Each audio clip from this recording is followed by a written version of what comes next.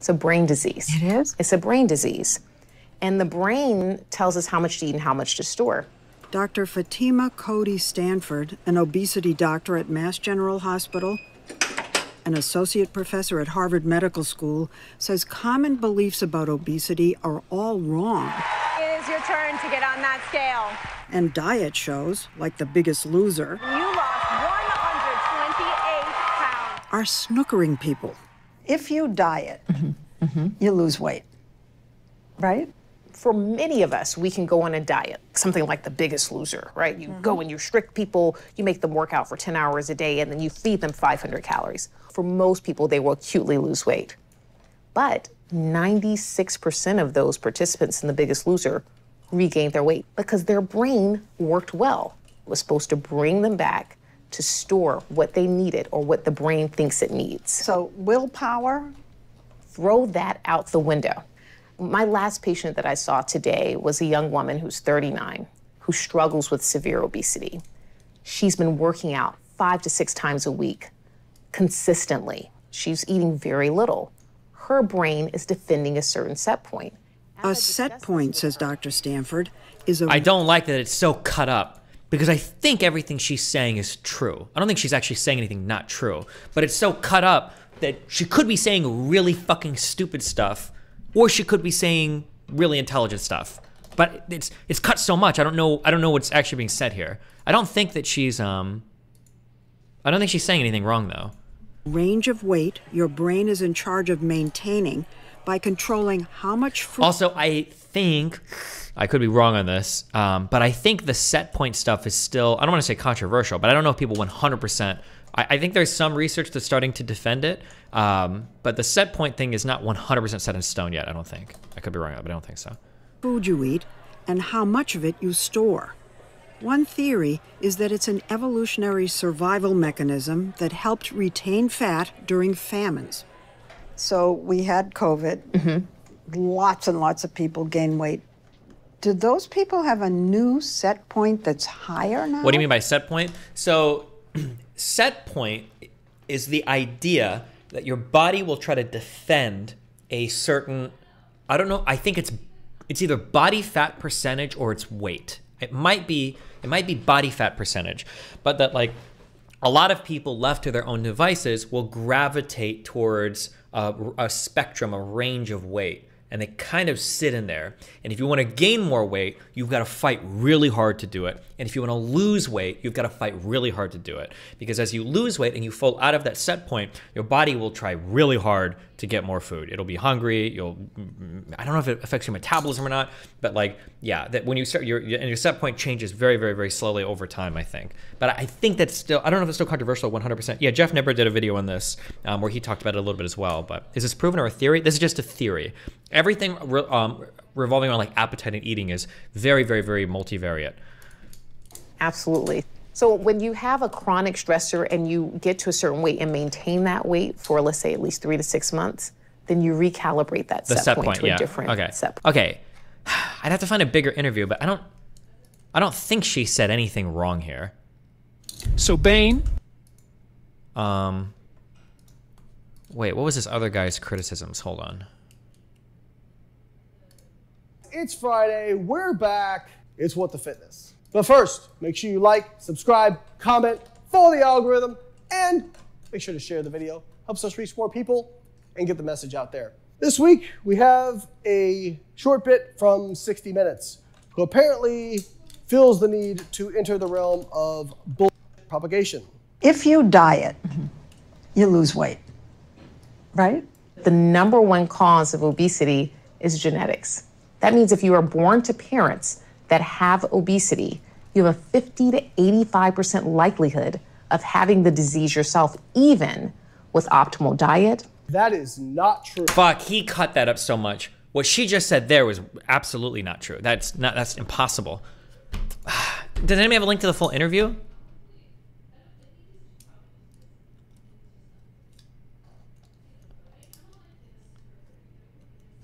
It's true? That's not true. You can have 2 obese parents, but if you diet correctly, you can't invent fat. It has to come from somewhere.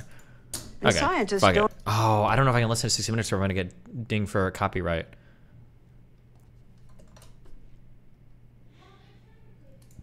Don't agree on what's caused the dramatic increase. What everyone does agree on is that it's a major health crisis because obesity can cause type 2 diabetes, hypertension, stroke, and more than a dozen cancers. Now there's a medication that leads to dramatic weight loss, but it's wildly Let's just listen, maybe. expensive.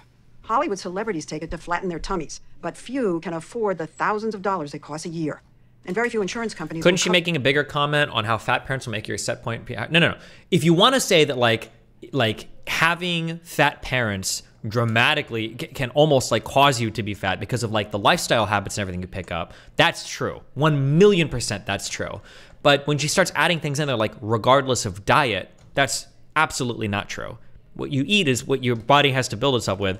If you've got two fat parents and you only eat 1,500 calories a day, you're not going to become fat. It's just not. It's not physically possible unless you've got like you're doing fusion reactions inside your body to create energy from fucking the sun or something. Like you just can't do that.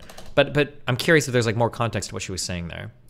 Cover it, even though in 2013 the American Medical Association, some would say finally, recognized obesity as a disease.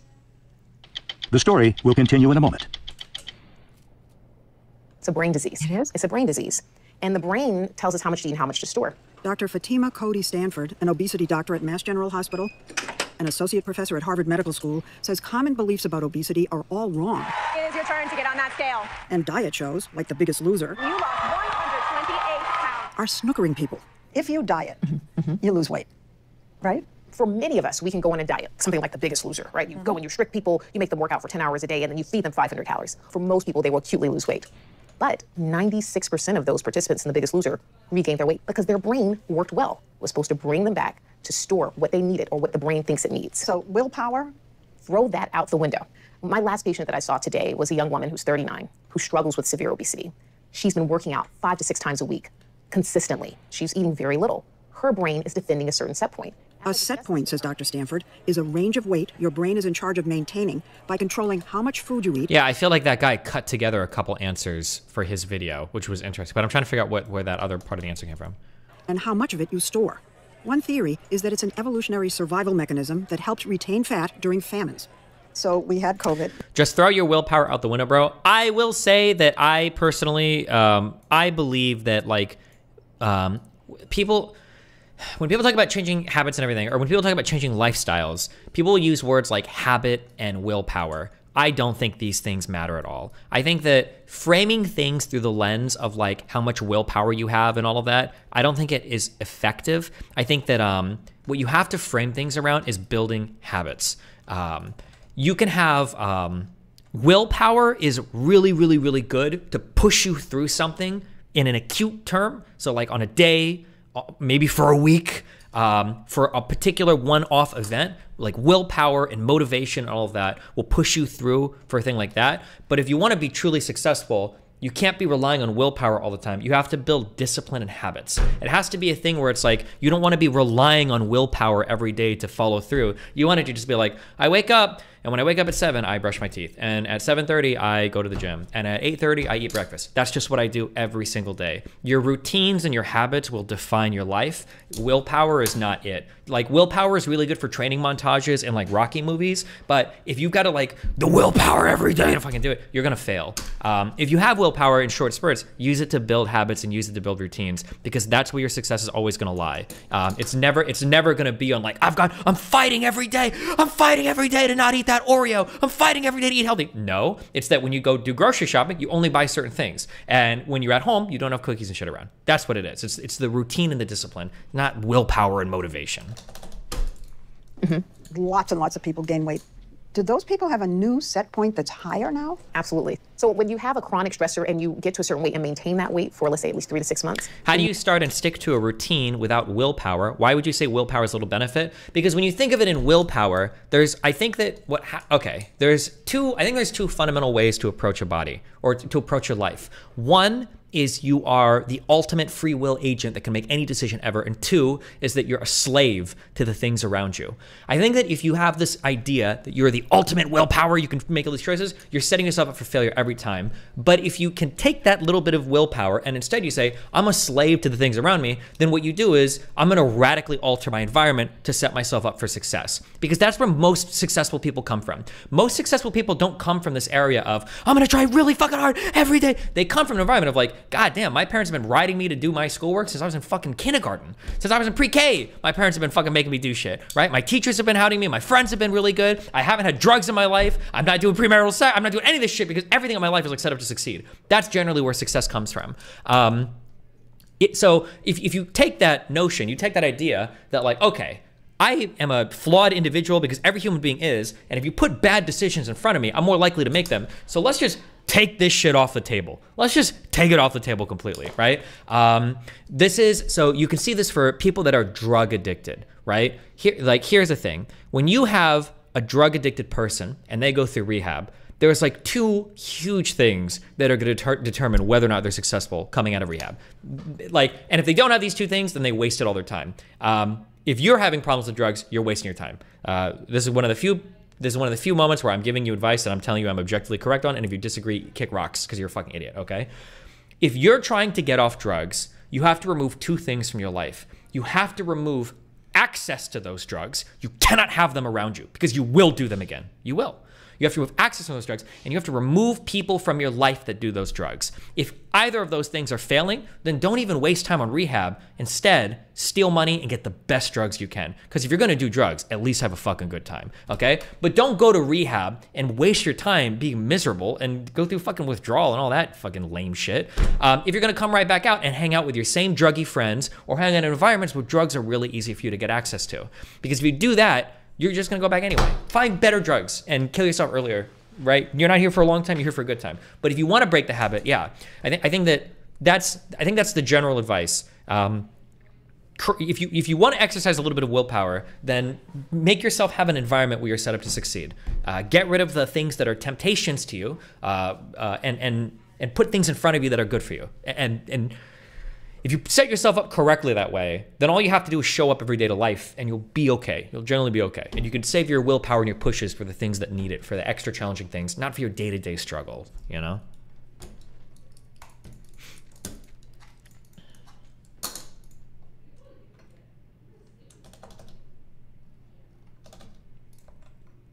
You recalibrate that set point to a different set point. I've always heard that it's the fast food, that it's the Diet Cokes, that kind of thing, that is the instigator. Is that true? So I think we have to look at the different causes of obesity as a big pie. And that's one factor. But notice how I'm using this part of the pie, right? But the #1 cause of obesity is genetics. That means if you are born to parents that have obesity, you have a 50 to 85% likelihood of having the disease yourself, even with optimal diet, exercise, sleep management, stress management. So when people see families— I don't understand, and there was a cut there. I'm pretty sure there was a cut there. I don't understand what she's saying there. That's just not true. You can have the fattest fucking whale parents in the world, but if you diet and exercise and sleep correctly, you're gonna be at a healthy weight. You can't be fat. That's just not possible. I don't understand where she's getting that from. I don't understand what she means when she says that. I just don't understand. Unless something is being cut there.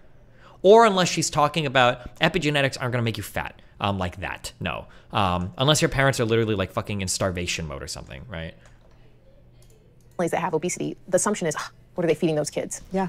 They're doing something wrong. Actually, do you know this? 79 to 90% of physicians in the United States have significant bias towards individuals that are heavier. Now, doctors listening to me may say, oh, it's not me. Hold your horses, because has that patient come to you and told you, look, doc, I'm eating— What she means is in diet is in food types and not amounts of food. That would be a really weird way to say that, but okay. Well, look, doc, I'm exercising. And the doc says to them, are you sure? I don't believe that that's really what you're doing. Wait, are you saying that doctors don't understand obesity? Doctors do not understand obesity. In one of her published studies, Dr. Stanford found that most medical schools don't teach that obesity is a disease, and in fact don't even offer courses on it, even though it's the second leading cause of preventable death in the country after smoking. Nicole Sams, mother of 5 from Rhode Island, spent years going to doctors who all had the same message. Well, you just have to go see a dietitian. And I did everything I was told to do. I went to a dietitian, I sat, had the rubber foods come in front of me, oh, only eat this portion. I'm like, oh. Maya Cohen went on her first diet when she was 13. At her heaviest, at 5 feet tall, she Wait, weighed was that the same person? Or no? Hold on. I just got really confused. 192 pounds. Did you feel that people looked at you and said, why doesn't she stop eating? She's eaten her way to that. You know, you look at someone and you internalize, oh, they must think I'm eating too much. So it just after a while, you just personally think that, okay, everyone's telling me that this is a flaw in my character, therefore it must. This feels like super cult for fat people. I'm always gonna fall back on this until somebody proves me wrong. I think the problem with it's not fair to blame fat people for being fat because the environments that we're placed in are ultra set up for you to fail. We have access to the, like, when you're already becoming fat, telling a fat person to just stop eating bad food is like telling a boy with infinite access to pornography to stop masturbating, right? Like, if you're gonna put it in front of me and I can access infinite fucking porn all over the fucking world, I'm gonna jerk off. I don't have the self-control to stop myself. Fuck you. I am gonna do it, right? And then same thing with a fat person. If you're fat and you know, you've got elevators, escalators, cars, we don't bike in the United States, we don't really walk anywhere, and I can walk down any fucking corner store and I can buy tons of ultra-processed, ultra-high sugar foods. I can get cookies at every fucking gas station in America. I can buy a $5 double cheeseburger, double fries, extra large fucking Coke. Like, if you're putting that in front of people over and over and over and over and over again, it's like putting a crack addict in a crack house on a crack block and telling them, like, don't do crack. Like, of course they're going to do it. I think that our society is ultra set up to help people be very fat and continue to be very fat and pushes you to be very fat over and over and over again. It's pretty hard, I think, to expect a normal person to fight against that. It's a pretty difficult thing. Be true, and so you start believing this. Don't you think if people walking down the street with obesity, stigmatized as they are, shunned, don't you think if they could lose weight and keep it off, they would? Dr. Caroline Apovian, co-director of the Weight Management and Wellness Center at Brigham and Women's Hospital in Boston. Exercise? Do you think we should heavily tax bad food? Yeah, I think that, in my opinion, I think that all highly processed food should be ultra taxed. I think it should be taxed on the ass. I think, in my opinion, if the only things available were healthy foods, I think that the obesity would fall like 70%. Unbelievable. I think it would be just that in and of itself would be huge. Again, because it's about like setting people up to succeed.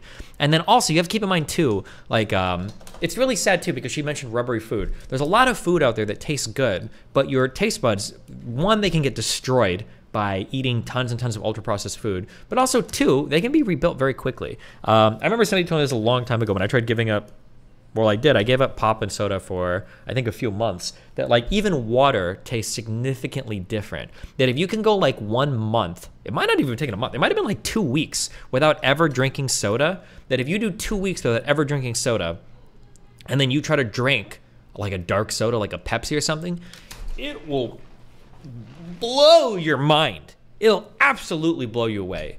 If you can drink only water or unsweetened beverages for like a month or two, and then you try to drink a dark soda, you won't be able to. It'll blow your mind how unbelievably sweet it is. But then once you get into the habit of drinking it all the time, right, you can be sipping Red Bulls. So it's just a matter of like what you get used to in terms of eating and drinking. This is good. I'm walking a lot. Who sees both Maya Cohen and Nicole Sams, is relieved that at last she has a highly effective medication to offer her patients that's safe, according to the FDA. What the medication does. It's part of a new generation of medications that brings about an impressive average loss of 15 to 22% of a person's weight, and it helps keep it off. A major issue. Doctors Apovian and Stanford have been advising companies developing drugs for obesity, including the Danish company Novo Nordisk, an advertiser. This is a scary road to go down. We are probably going to be medicating obesity because there's a new fucking unbelievable miracle drug. I think that's what they're talking about right now, actually. I don't know if it's this one or not, or the one that they previously mentioned that's like actually like showing really good results with very, very limited side effects of like 15% weight loss. It's like unbelievable. It was a side effect of some other drug they were testing, and I'm like, holy shit, this actually helps you lose weight. And it's really reliable. With very, very limited side effects, I think. Yeah, we read the article on this a while ago. But there's still the problem of like you're still eating really shitty, unhealthy food. So I mean, I guess like on the macro level, you'll be okay in terms of calories in, calories out, but like your micronutrients and everything are probably being fucking destroyed. If you're just eating like the super processed food, yeah. On this broadcast, it makes the drug Wegovy that you inject yourself once a week with something like an EpiPen. It's not easy to get. The drug is currently in short supply, and it costs more than $1,300. This is the fucking company to invest in. Poop transplants plus medicine will probably save a lot of people. I've heard about the gut biome shit. Ayla actually did that fucking that Twitter post about it, but I don't know how the research in that direction is going. That's all like a big mystery right now. I don't think we've made any like big headway into that area yet, but who knows? We'll see. A month. People in Hollywood can afford these expensive injections, and they're taking them. Right. And they're not necessarily people with obesity. Yeah. We have a national shortage on these medications. If those that Wait, did Proteus' ship use 4 antimatter reactors or 2? If I'm trying to generate 7 gigawatts of power and I can stick 2, 6, 8, 4 should be plenty. Yeah, 4 should be plenty. that have the means are able to get them, yet the people that really need them are unable to, then that creates a greater disparity, right? The haves and the have-nots. The vast majority of people with obesity simply can't afford Wegovy, and most insurance companies refuse to cover it, partly because, as AHIP, the Health Insurance Trade Association, explained in a statement, these drugs have not yet been proven to work well for long-term weight management and can have complications and adverse impacts on patients. What we've seen so far is really nausea, vomiting. You know, that's why these drugs are dosed slowly and starting with low doses and build up. And build up.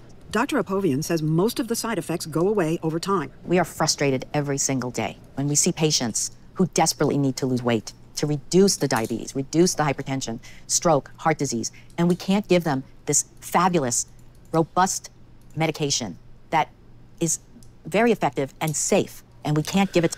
I think we have to expect I think we have to expect people to take responsibility into their own hands and control their lives and not blame the society for tasty food. You're an adult. That's just a child's view of the world. I don't know how else to say that without sounding mean, but you have a very childlike view of the world when you go into the world expecting everybody to just make the best decisions. It doesn't work that way. No problem in all of human history ever has been solved by saying all these people just need to make different choices. The reality is depending on the environment you're in, you're more likely to make some choices than others. That's why when you're a parent and you've got a child, you don't tell your child, like, listen, a lot of your friends that you hang out with are drug addicted and they're knocking all their female friends up at 12 years old, okay? Be really careful that they don't influence you poorly. You don't say that. You tell your kid, hey, stop hanging out with those motherfuckers. Because if you hang out with those fucking kids, you're gonna become like those kids, okay? Garbage in, garbage out. You are who you hang around with. All these things your parents say to you. That's why you would say, and you would say that to your kid too. You would never send your kid into a bad environment. Be like, listen, now I know you're going over to Ronnie's, and I know this dad is fucking addicted to smack, and sometimes he drinks a lot and he beats mom, so make sure that when you're over there, you don't pick up any bad habits. You say, no, you're not going to that fucking kid's house. Those parents are fucking crazy. I don't want you becoming a fucking crackhead. No, right? You remove people from bad environments. We pretend children and adults aren't that different. We're all human at the end of the day. We learn a lot throughout our entire lives. Our brains are more plastic than we think, and the way that we function is going to be similar from birth to death, right? The environment that you put somebody in is largely going to determine the choices they can make, and it's going to push them more heavily towards others. So we should be making like the best environments we can. That should be the goal. And even for your own personal development, you would say that. You set yourself up for the best environment you can. It gives you the best shot to succeed, always. To them because insurance won't cover it. I receive emails about denials that state that we're denying this because the doctor has not counseled the patient on behavior change as part of this. That's where the stigma of obesity comes in. The idea that the patient can do it with diet and exercise. You would never do that to a patient with hypertension or heart disease or type 2 diabetes. Tell them that you just don't eat sugar, you'll be fine. Well, fuck, I wish I could fight with a lot of these people. The idea that the patient can do it with diet and exercise. You would never do that to a patient with hypertension or heart disease. You absolutely. Do I have any physicians in chat? I know that that is true. That every single physician ever will always tell their overweight patients with hypertension or heart disease, hey, eat a little bit less, exercise a little bit more, be active, try to walk for 30 minutes to an hour a day. I know that every single physician probably tells every single fucking person with high blood pressure and, you know, and other heart disease will tell them that, of course. But the thing is, you can't just tell them that because they're coming to you as a doctor, not for fucking workout advice, but because they want a pill that's gonna fix their problems. The problem there is the patient, not the doctor. The doctor can't force you to have good habits, but every doctor is gonna tell you, yeah, especially if you're overweight and you've got high blood pressure, maybe chill a little bit on like the super sugary foods, watch your sodium intake, maybe go out walk, you know, 30 minutes every day, of course, but. Or type 2 diabetes. Yeah, I bet nurses say the same shit. My fucking Pharmaceutical friend said, I read that in chart notes all the time. Yeah, but but if you tell a patient that, they're not going to do it, right? Tell them that you just don't eat sugar, you'll be fine. Novo Nordisk also makes a drug for type 2 diabetes called Ozempic, which most insurers and employers do cover. What frustrates the doctors is that Ozempic and Wegovy are exactly the same drug, though Wegovy for obesity is usually prescribed at a higher dosage. When Maya Cohen wanted the medication for obesity, My insurance company told me that they considered it a vanity drug. A vanity drug. So that suggests that the insurance company does not consider obesity a disease. Correct. Nicole was also denied coverage. On its website, her health plan through the state of Rhode Island puts anti-obesity medications in the same category as drugs for erectile dysfunction and cosmetic purposes. There are about 110 million Americans eligible for an anti-obesity medication, making it a costly investment for insurance. But if they covered it, overall government and private healthcare spending would probably come down. Just take diabetes. That is, in many cases, caused by obesity. Diabetes costs more than $300 billion a year, most of which is covered through Medicare and Medicaid. But University of Chicago healthcare economist Thomas Phillipson points out that there's actually a law that prevents Medicare from covering weight loss drugs. You would think that Is diabetes caused by obesity? I don't think I know the science well enough to say. That sounds wrong to me. Obesity feels like something that's caused by eating too much. Diabetes feels like something that's caused by insulin resistance that happens when you consume too much sugar, like really bad foods on the glycemic index. When you tend to overeat, you tend to overconsume things that are very high in sugar. You tend to require more insulin in your cells, tends to build insulin resistance in your body, and insulin resistance is what type 2 diabetes is. I know that obesity can make you more predisposed towards diabetes. I don't know. I feel like obesity like exacerbates it. Like if you become fat, the process to becoming fat is usually the same process to becoming insulin resistant, I think. But I think being obese, it's like a cycle too, because I think being obese also makes you more likely to just develop type 2 diabetes. But you still have to like eat the sugar and like fuck your shit up, I think. I'm pretty sure. Can you become type 2 diabetic without obesity? If you ate really bad glycemic index foods for your whole life, you probably could, but I imagine it'd be difficult. Okay, if I had to guess, I would guess that 95% of people with type 2 diabetes are overweight. That'd be my guess. 95, that's a really high guess, we'll see. Percentage of type 2 diabetes patients who are overweight. Okay, 80 to 90% of type 2 diabetic patients are overweight or obese. Okay, so I was a little high, I said 95. This is about 90%.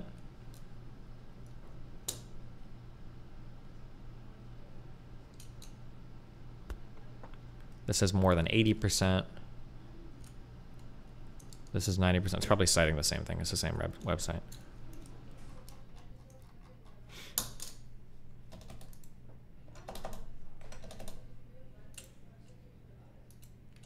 For a 5'10" individual, what's your guess on the clinical overweight weight?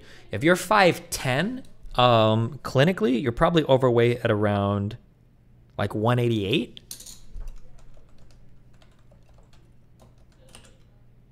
.510 BMI.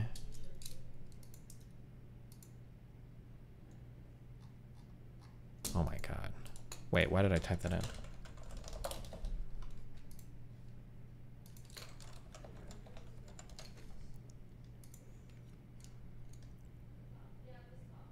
Oh, it's a little lower. It might be 180.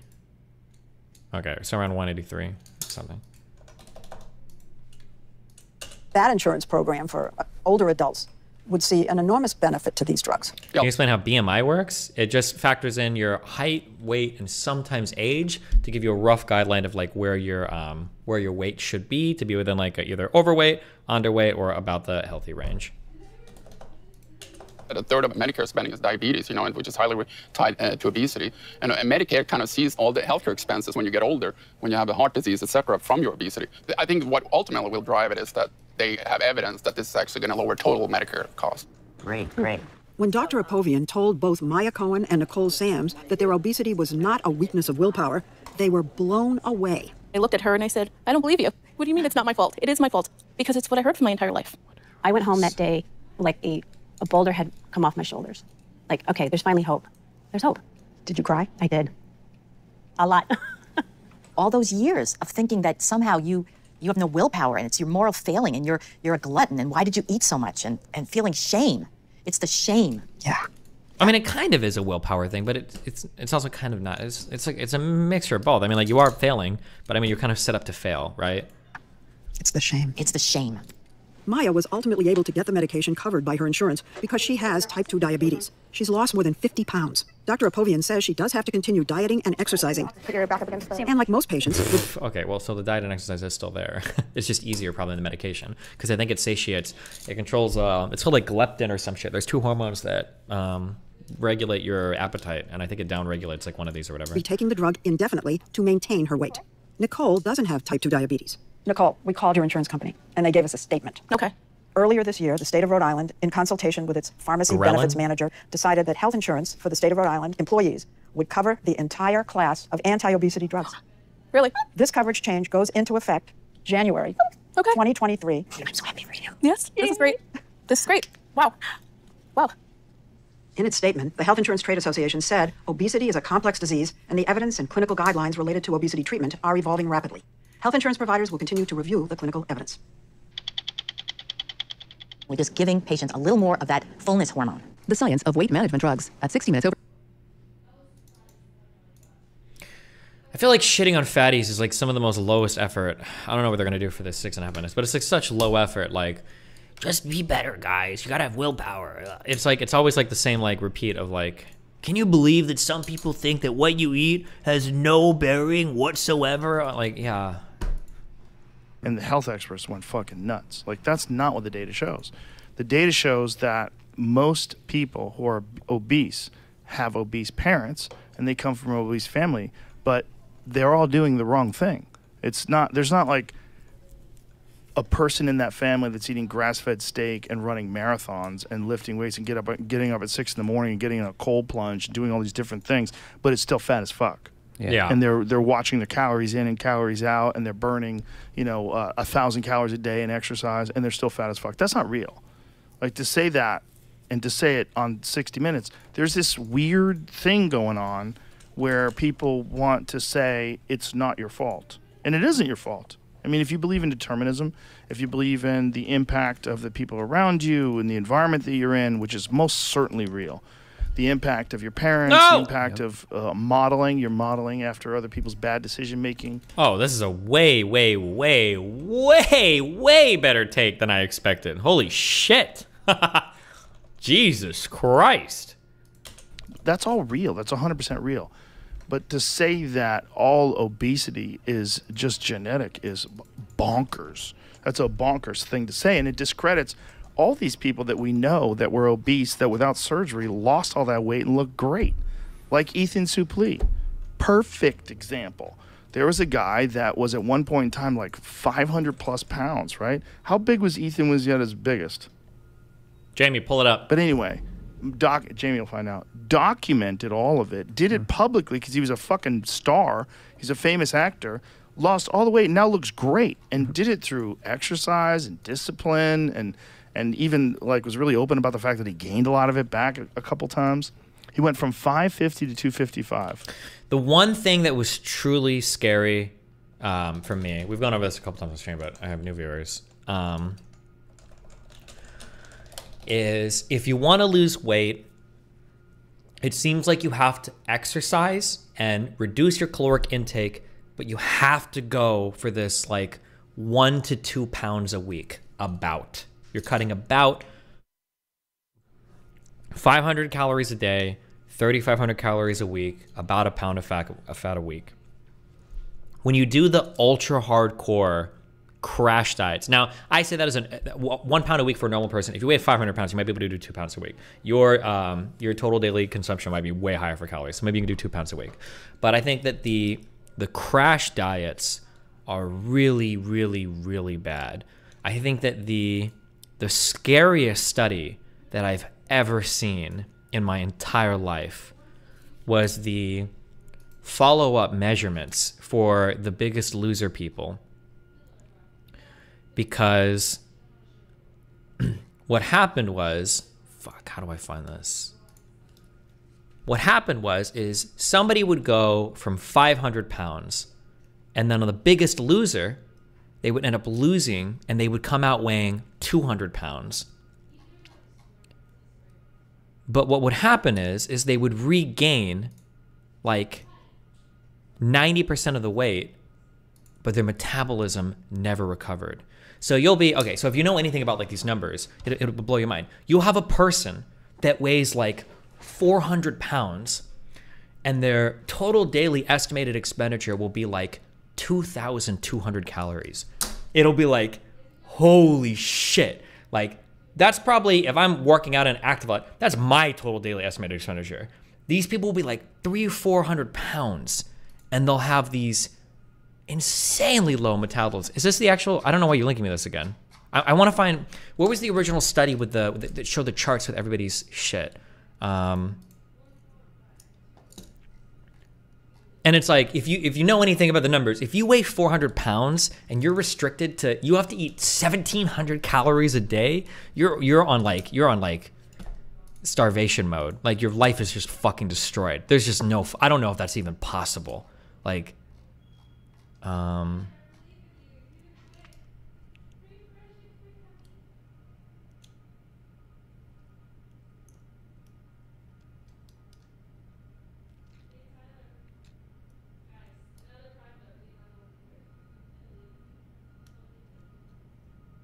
I think this was it.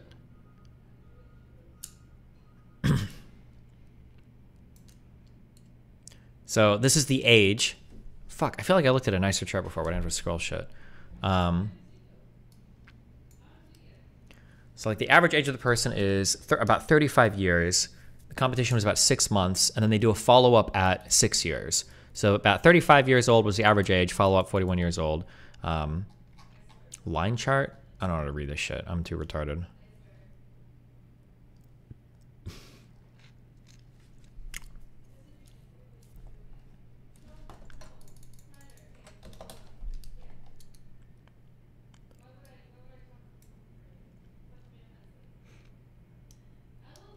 So the average weight, your baseline weight, was around 300 pounds, 330 pounds, I think. About 330 pounds was your starting weight, and then your ending weight was like 200 pounds. Jesus Christ. Who uses these dog shit numbers, okay? So they lost about 100 pounds, okay? 1/3 of a person, okay?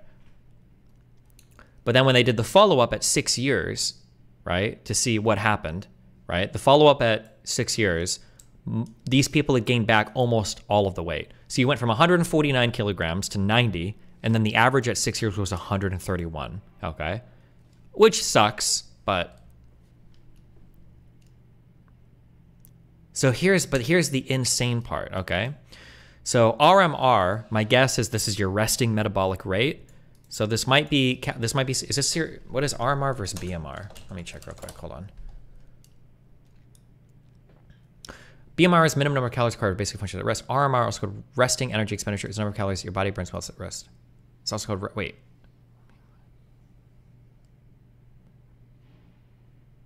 Oh, so RMR is going to be a little bit higher than BMR, I guess, because it includes other functions besides basic functions, I guess.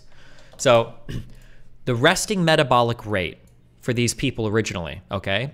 Your resting metabolic rate at 150 kilograms was 2,600, right, calories.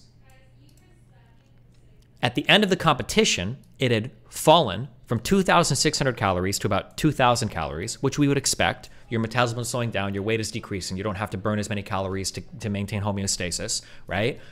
But when they regained the weight from 90 kilograms up to 131, their metabolism slid even more. Would you rather weigh 150 kilograms, burning 2,600 calories a day just for your resting metabolic functions, or do you want to be 132 kilograms, burning only 1,900 per day? That's insane. That is wild. You're burning 700 fewer calories a day just by existing. After regaining so much fucking weight. But yeah, I think that in general, are fat people just fucked? No, I think that in general, crash diets are super not recommended. What's the explanation for this? I don't know interpretations or whatnot, but I think that in general, the idea is that people don't recommend crash diets because your body will do very, very weird things. I know, Rage Pub, that you also have a contradiction for every single thing I ever bring up on stream, and you've got another contradiction for this. Fine. Maybe I'll read it later, okay? From everything that I've ever heard, generally people say don't do crash diets because it fucks, your body goes into like very weird modes when you're like, when you're harboring like a ton of calories, you're trying not to eat, and you're doing like fucking crazy shit. I think it's just heavily not recommended to do that. Yeah. Like 1 to 2 pounds a week, lose weight slowly, et cetera, et cetera. Yes. Are crash diets the same thing as intermittent fasting? I've only ever read and heard really good things about intermittent fasting. Yeah. He did that. Wow. He did that himself. I mean, he did it, and he documented it, and he had to go through surgery to get the skin removed so that his, he wasn't like a flying squirrel. But he did it. And to say that it's all genetic, like, no, he had the same genes. Like, this is the same guy. It's not. And it's also not inspiring. Yes. So like to say that it's, I mean, but that's the tension. If you say it's all genetic or it's significantly genetic, then you're encouraging people to be more accepting of the challenges of other people's lives. Like your life might be, everybody's walking a hard road is basically the philosophical thing. That you don't, just because it's easy for you to exercise doesn't mean it's easy for others to exercise. Sort of. But aren't they also saying you don't even have to walk that road because it's not going to help you? Yeah, exactly. So that's a very poor statement of that. It's a trade-off. I mean, it's a different philosophy. Pull yourself up by your bootstraps. Right. It's a really inspiring, powerful, empowering philosophy. But it's like, yeah, well, sometimes it's harder. You can't. You can't say that because different people have different. Some people don't even have fucking shoes. Yeah. Like the idea of pull yourself up by your bootstraps is stupid. And I did it. Why didn't you? No, you did it with your life. The idea that your life, because it was difficult, is exactly the same as somebody else's life, which may be more difficult or have insurmountable obstacles that are in the way. There's also like different temperaments, different mental fortitude that people are just, for whatever reason. This is what's that guy's name? The Slate Star Codex guy. He wrote an interesting article on this too, that it feels weird sometimes. Like, some people are predisposed to suffer in ways that feels really good for them, and people will give you credit for it. So, like, something that I'll hear sometimes is people will, when it's not my audience, it's just circle jerking against me, people will, like, commend me on, like, my work ethic, because I can stream long hours, I can answer tons of emails, I can do lots of business shit or whatever, which I can, and I do. I put a ton of hours in everything I do. But even for my research streams and stuff, but it's like enjoyable for me. I'm not like pushing through any of that. It's not agonizing for me to do like an 8-hour research stream, or agonizing for me to like do research on like Ukraine or vaccines or whatever, because it's all like super entertaining. I enjoy it. I like it. And I know I'm going to use it soon. So it's really fun for me. Or even when it comes to like finishing certain like autism games, like the StarCraft 2 challenge was really fun for me. Playing games on like Nier Automata on like the hardest difficulty. Like when I beat the Nier Automata game on the hardest difficulty, like, for some people, or even for you guys, it looks like this like agonizing, horrible fucking experience. I was like, I can't believe that, you know, Destiny took 6 hours to beat the tutorial, and like, oh my God. But like for me, like that's super entertaining and fun. I liked spending that because the payoff for me for winning at the end of like 6 hours going through the tutorial is worth it for me. I enjoy it. But like for somebody else, that might legitimately be an excruciating fucking experience of dying one time and then having to replay the whole thing and doing that over and over again. Is like the worst experience in the fucking world. And so if both of us have to suffer through that and we both succeed, like really the other person should get way more credit than me, because I like that type of agony, that type of autistic endeavor. That's super fun for me. That's enjoyable for me. I like that stuff. And if you don't like that stuff, oh my God, for you to push through it is a million times more commendable, right? Like I don't think I like get credit for that. It's just something I like doing. But it's a hard thing to measure that between people, that people are kind of like sometimes predisposed to drive in different directions for different things. And sometimes people get a lot of credit for the direction that they're already kind of like predisposed to drive towards. And then if you don't have that predisposition, you're kind of like fucked, right? Maybe another example of this might be the fact that like, I brought this up a couple times. I think women might be suited for the classroom better than men. I think women might be better at sitting down, taking notes, studying materials. I don't know if you guys ever, I don't know if this was true in your study areas or not, but like if you wanted to copy notes from somebody or whatever, like it was always the girls that had like the best handwriting, the super organized shit. They would have like fucking bookmarks and table of contents for their fucking notebooks. It was fucking insane. It was always girls that did that shit. They'd have like fucking hyperlinks to their fucking notebooks. It was like crazy. But it might just be that like the temperament or the demeanor of like a woman is in general just like kind of suited better for that. But like, do they get credit for it? I'm like, you should get some credit, of course. But do you demonize people that don't have that temperament? Like, I don't know. That's a little bit harder. It feels interesting. But then we get into like this highly deterministic area where it's like, does anybody get credit for anything, and can I feel good about anything, or is my whole life just like one big mistake and accident? It's hard. Sorry, it's all complicated shit, but from the womb have. Some people are just determined from... Oh, that's an interesting thing. Somebody said this. This is a core concept in virtue ethics. You can't be brave if you don't feel fear. That's true as well. Like some people will say things like, I use myself as an example because I know myself the best or whatever, but like some people will say like, I can't believe that you do like all the Bob 7 stuff and the Mr. Girl stuff and the loud stuff and all this blah, blah, blah. And I do think there are some people that view me as like Destiny is this like fearless character that can go through and like be brave and like fight these people knowing that his career was blah, blah, blah, blah, blah. And I guess like if you view me that way, like cool, jerk me off harder. But like the reality is for me, it's just very entertaining. It's very fun. I enjoy that. Like that's fun for me. I'm not thinking like, okay, I need to be brave today because people are going to come after me. Okay, I got to be strong. For me, it's more just like, oh shit, it's like day 7 of like Death Note against Bob 7. I'm working on this fucking manifesto. I'm going to bury this motherfucker. Like it's an action. It's a fun thing for me.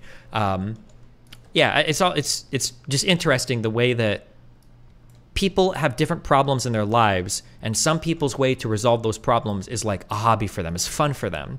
And for other people, it's agony. But at the end of the day, we all just kind of get judged by our outcomes instead of like how difficult a particular thing actually is to a person. It's just like interesting to view that, I guess. From the time they're really young, and some people are just not. Some people are discouraged easily, and some people are not. And I don't know why. Yeah. But to say that there's no way is crazy. To say there's no way is like, that's irresponsible. And it's... Somebody DM me, wannabe sad boy. Fuck, this is a hard 90-degree offshoot. At some point, I'm going to need you to hear you expand on that take on The Last of Us, that it is a bad ending, and be curious to hear why you'd think that, since I feel like it's one of the best video game endings of all time. Here, okay, this might be corny, but this is what I feel like would have made The Last of Us a better ending. And maybe they did do this and I missed it. I feel like the surgery should have had like a 20% chance of finding cure for mankind. A 20% chance. Because then Joel could be like, I don't want to risk her life for like a 10 or 15 or 20% chance. Fuck you, I'm gonna blah, blah, blah, blah, blah. But if there was really the cure to everything in her brain, and he tries to like kill everybody to stop that, it just feels so unbelievably fucked. Spoilers? The game is 10 years old. Off yourself, you fucking moron. They all, at the end of The Last of Us, Ellie gets broken up by Joel and he kills all the fireflies. Fuck you. That game is 10 years fucking old. The fuck out of here. What do you want me to spoil next? The Passion of the Christ? The fuck out of here. It's a 10-year-old game. Fuck you. But the yeah, I feel like that ending was just so obviously fucked. It was so, like, I think even it's hard, and sorry Nathan if you're hearing this, but if somebody tells me that I could sacrifice Nathan to literally fix the entire world, it would be sad and agonizing and like horrible and blah blah blah. But like, Nathan, I'm sorry, bro. It's the entire world. It's the entire world. I think they said that they had done the surgery like 20 times on earlier patients and they all failed and they all died. Is that true? I thought that's what Joel told Ellie at the end, to lie to her.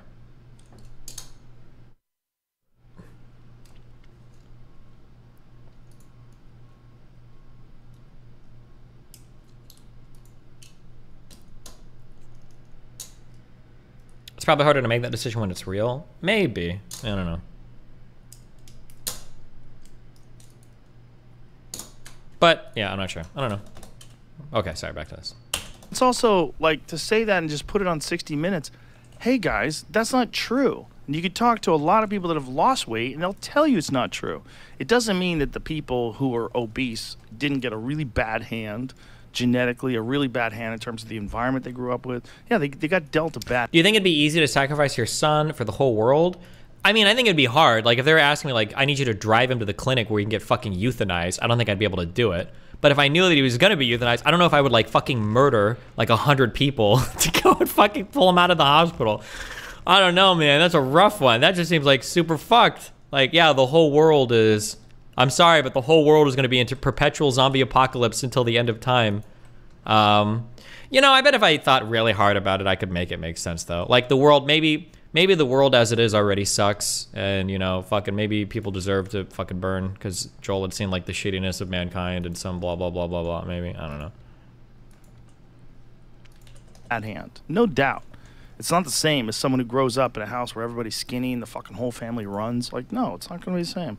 Someone who's eating organic and the whole family, like, does a lot of exercise and does stuff together, yeah, they're going to be thinner. Yeah. But say it was only a 10% chance of working. That's why I think the ending would have been greatly improved, as if it was like a 10% chance of working. Because then it's like, you should probably even take that chance, but 10% chance of it working and you're going to lose what's essentially your daughter. I think then the moral dilemma becomes a lot less ridiculous, I think, right? But I mean, that's just yeah. Brody said you need 6 reactors, 7 turbines, better change your ship. No. I don't think you need. You're telling me 4 antimatter reactors getting bonuses with each other? 4 of these aren't going to power 8 turbines? No shot. I've never tried it before, but she looks like a completely different person. I'm sad she got rid of her chin. I liked her chin. I thought it was cute, but for legal reasons, we.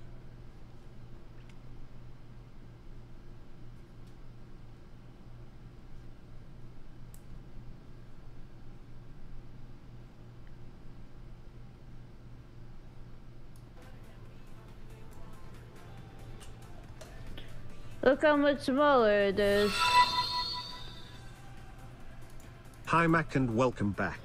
I understand that it was a tough process, so unlike everyone else I'll be very wholesome today for love.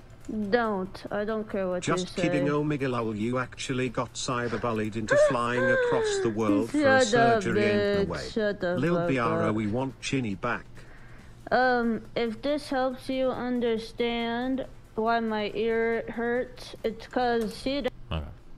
You're choosing... Guys, until I'm misinformed, it's just a question. It's more of a question, okay?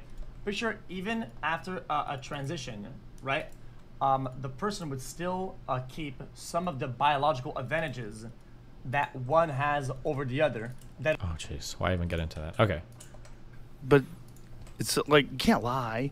You can't lie, and you can't be you can't expect me to think that you're really an expert when you say things like that. Yeah, but you also can't criticize Bill Gates by saying he has a soft body. Of course you can. Of course you're being a comedian, but he does. And if he's talking about health, hey buddy, get your house in order first. Yeah. Yeah, definitely. There's a lot of incredible doctors that don't have their house in order. That's true. But if you're giving health advice, one of the core components to health is your metabolic health. Your overall metabolic health. health. Pull up the story. Right out of the gate, they're talking about using that drug, that semaglutide stuff we've been no. talking about. Is that what they're doing? So this is like an ad for semaglutide? I'm not saying that, but that's what it seems like. Oh my there's even like the whole thing God. about the shortages of it. Oh no. So But you know, I think Huberman was discussing this. He might have been discussing this with Peter Attia, and they were discussing that semaglutide doesn't just make you lose fat, this won't work. but also makes you lose muscle in many cases. And that's probably because you're not... Anything that makes you lose fat is probably going to make you lose muscle, right? That's the only way to lose fat and not lose muscle is to be training while you're losing fat, right? That's like a basic, like when your body's cutting calories, it's going to eat your muscles. I could be wrong, but I think your body actually prefers to eat muscle before it eats fat. I think that's true. If you don't work out and you start losing weight, I think your body's going to start digesting the proteins from your muscles before it'll go after the adipose tissue. That's why when you're on a cut, you have to lift at the same time so that you don't lose all your gains. Not taking in enough food, right? Because what it's doing is I'm just guessing. And then there's going to be some things that vary on that too. If you've got very, very, very high testosterone, you tend to hold on to more muscle than somebody with very low testosterone or something like that. There's going to be some things in there that change that, but there might be some other mechanisms involved, obviously. But if you're What a lame design. Well, hold on. It's a lame design because nowadays we want muscle because that's good. But I think that the reason why it's technically a good design is because I think that your muscles are a liability to you in a survival environment because because muscles burn more calories. I think generally, like your muscles are going to be more of a liability than an asset, yeah, because you don't really need to be shredded in a wilderness environment. You don't need big muscles, and they burn a lot more calories than I think fat does. He's talking about your shit. Like full quicker, which is the idea behind this stuff. It's almost like you're taking an injection. It does the same thing as like a belly band.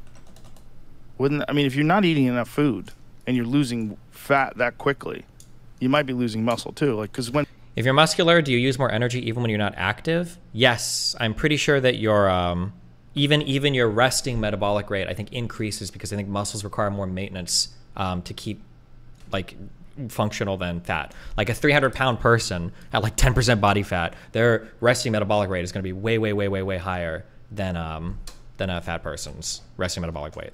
That'll be resting metabolic rate. That'll be way lower. When people go on like binge diets, they starve themselves, they lose muscle. Destiny. Muscle's utility even in the wilderness outweighs that drawback. That is absolutely not true. That is not true. An important adaptation that humans have is the ability to lose or gain muscle depending upon what's necessary. Like if you go and you look at like good hunters in the wilderness, I don't think they can deadlift like fucking 400 pounds, or they're not benching like 300 pounds. Like that's just not the type of adaptation that I think humans generally need. Like I think we're built for distance running is how we traditionally hunt like big game. It's not wrestling bears. Now we have the ability to put on a lot of muscle, but our ability to gain or lose muscle is specifically because having muscle doesn't just outweigh not having muscle. Like there are some creatures that have muscle and they don't even have to build it. Like apes and orangutans. Like I think, isn't it orangutan? Is that the thing that can lift like 600 pounds with no training? They just can. They have, like, I think they can literally tear your fucking head off. Am I making this up? I feel like I've seen a video of this before. Am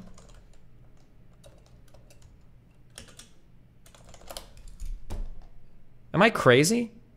Where I feel like I watched this lift like just insane. They can just pull like insane shit. But it's because these guys don't build or lose muscle. They always have muscle. But for humans, we have the adaptation that we can gain or lose it depending on what's required. I don't know if it was a chimpanzee. I thought it was specifically orangutans had like an insane ability to pull. But I could be wrong. I don't remember. It's been debunked. The ape in that video is on gear. Oh, did more dates do a video on that? Maybe. Muscle. Like when guys lose weight for fights and they get down to a very minimalistic, very minimal calorie input, they lose muscle too. Like when someone cuts themselves down from like 205 and fights at 170, 100% they're going to lose some muscle too. Yeah, but there's an interesting. So for fighting is different, but there's if you're doing it in a healthy way, for your own personal life, there might be some strength training combined. I mean, that's a really interesting dynamics, right? How do you lose weight while maintaining muscle mass? Well, it depends on how many calories you're burning. Much of the weight loss resulting from GLP-1 agonists is the loss of muscle, bone mass, and other lean tissue rather than body fat. Holy shit. It's dark. For example, a 2021, but at least you look good.